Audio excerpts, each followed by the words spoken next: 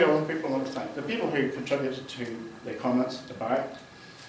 Ruth, my good old friend from so long ago, whose ancestors' father, in fact, grew up right close to Dunluce Castle. And Ruth has been a constant. She was an English teacher, and she has taught me, for example, in this book, the difference between imminent and imminent, which I didn't know before. So I was confused about that. She got the spelling for me. But she's always been a massive encouragement. An American lady called Nancy Blanton, whose novel I read, a very similar kind of novel set in a castle in Cork during the same time period. A very similar story, and again, a relationship type thing. I just came across her online, so we've corresponded, and she's coming over to Ireland in July, and we'll have to do the tour again. Today was a trial run for that tour, we have to do it again. The other person then to thank is Mary Rogers, Dr. Mary, of UCD, who made a lovely little comment here about what you were talking about, the character of the landscape being a big character in the book. It's very nice that you mentioned that. So Mary's always been a massive encouragement as well, and particularly at keeping me right, keeping my kind of Protestant slip from showing things. Because like, when I'm writing this book here, Mary said, David, that girl of yours is way too modern. No 10-year-old Catholic girl in 1922 thought like that. And I hadn't realised she'd been around at that stage. But it took me right to Mary, and all your help and your comments and so on over many, many years. We have a lovely creative hub going on in West Donegal. Sam, you've been in our house on the hill there. And Donall and Mary are kind of in the shelter of me, really. I'm the ascendancy. I'm the Protestant.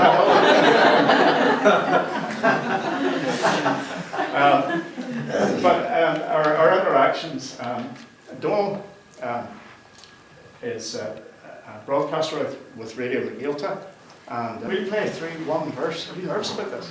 Donall usually sings with his brothers, and I should advertise Clan MacRuairi, because Clan MacRuairi, 4 brothers.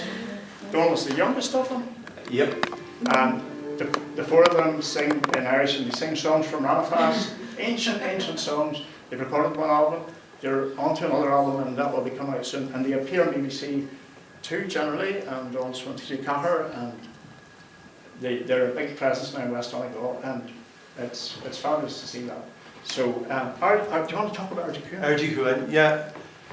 First of all, I'd just like to say thanks, David, for inviting myself and Mary up. I've read the first 3 books. They're set, I suppose, in West Donegal, so I suppose it was natural that they were launched there.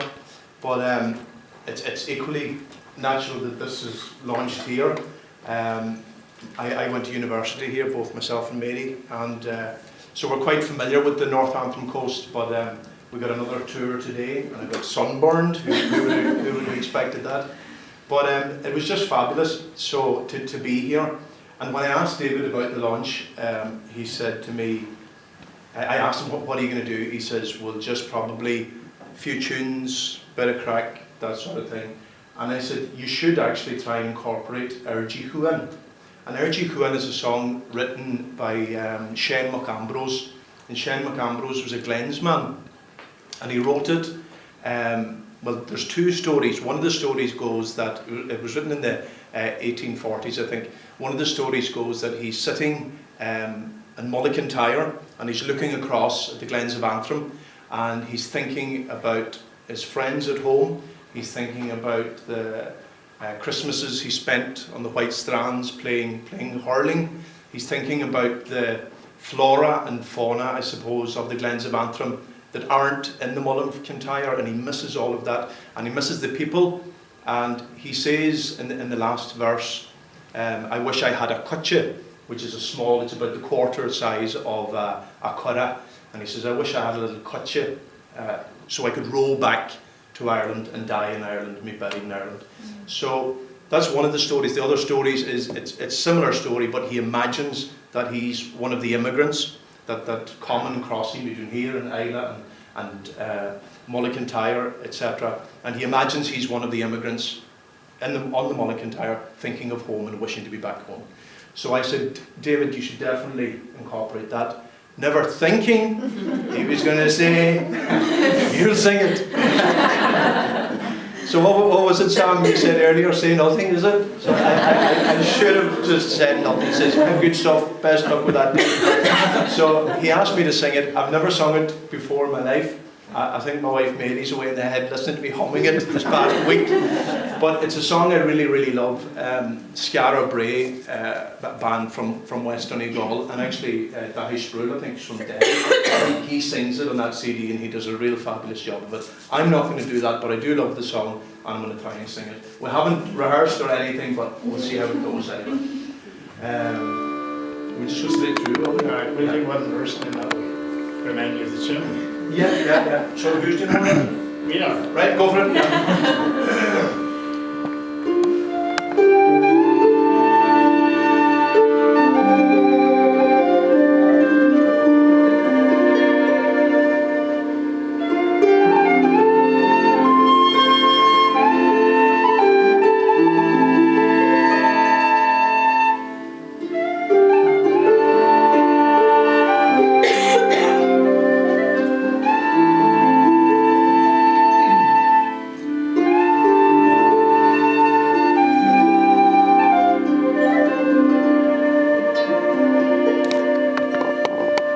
Ard Ti Cuain Ac yn lew teb wadwam O banol am gangalir cwel O drian y gwadedoni Agos o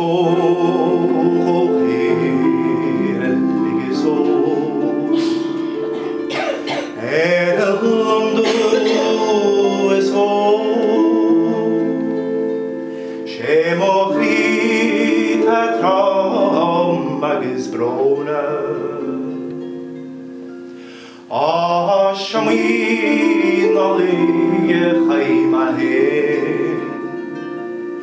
Imon hon dynis me gan he gomainer traiwan Is mo chaman wen mrolon Agis ho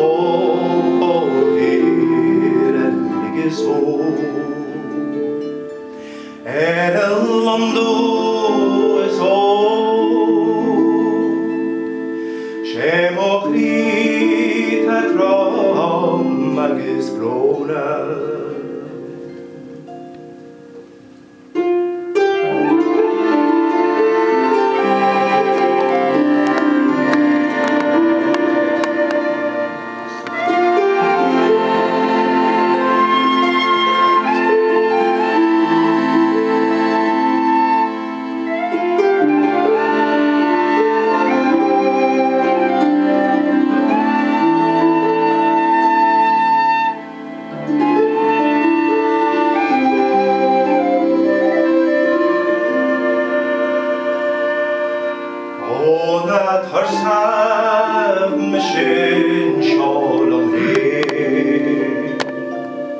Nach medium gu kali London tre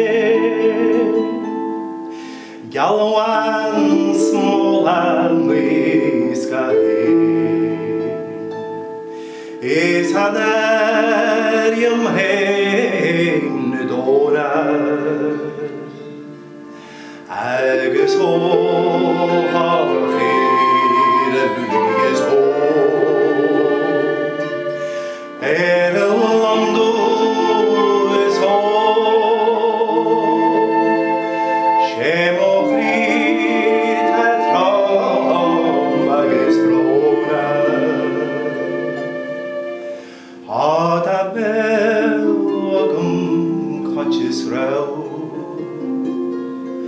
Jomran non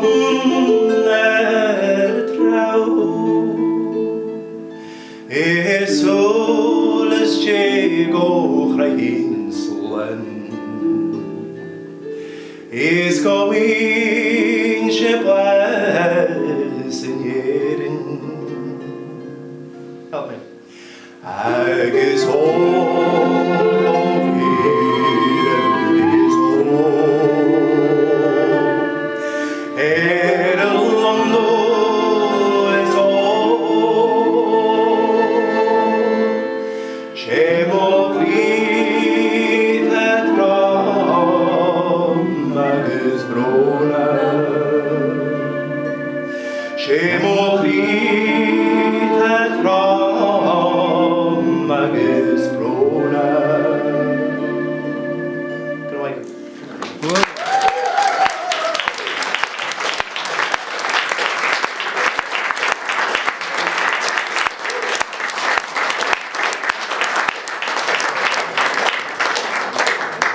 Thanks so much. I don't think that was too bad for never having So basically, massive thanks to everybody who's helped to A, create the book, B, create tonight, and indeed the Dunluce Castle thing overall. And appreciate you all being here. We mentioned for Jim Simpson there came from Derry, but actually your wife's from just up the corner here, around the cliffs. Just around the cliffs, yeah. And Jim is retired. I'm going to say civil servant, but I'm not even sure. But something like that. I work in the health service. There you go. And is now a writer and has a beautiful book of short stories called Smokes and Birds, which you can buy in many shops, which are going to be shops that I'm going to be able to try and sell this book in as well. Yeah. Smokes and Birds, fabulous, fabulous stories. Oh, thanks for that, David. Well, can I just say how delighted I am to be sitting here in the Causeway Hotel, to hear people who were your students and who are still your friends and who are here. And you know, I have a history in integrated education as well, and so it delights me to hear of people who've been away and have come back, so creative, so talented, and contributing in the integrated sector. And I just wish you all the best with your book. It's a tremendous achievement. The artwork is really, you know, it's super. And I think whoever it was said, maybe it was Sam, said, you know, you wrap a book in a beautiful cover. And to just be told that you didn't judge a book by its cover, and that is true, but you judge a cover as to whether it's beautiful or not, and this one really is. So absolutely all the best for the future. Thanks very much.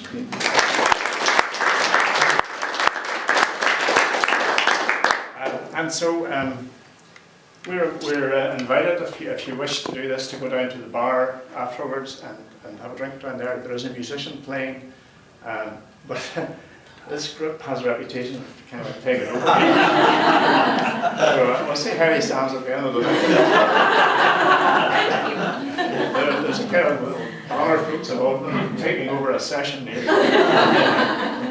Making an interest. But anyway, we may go down and join a couple of tunes with him, and you're welcome to stay around in here and have another drink if there's any more slur left. And if anybody wants to buy this here, obviously it's an extra $5 for a signature.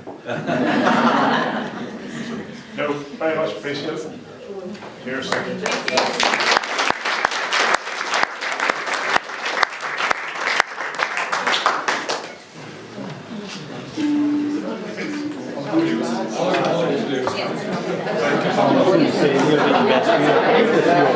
You probably never even noticed. I was going to say I only said guest a few over time.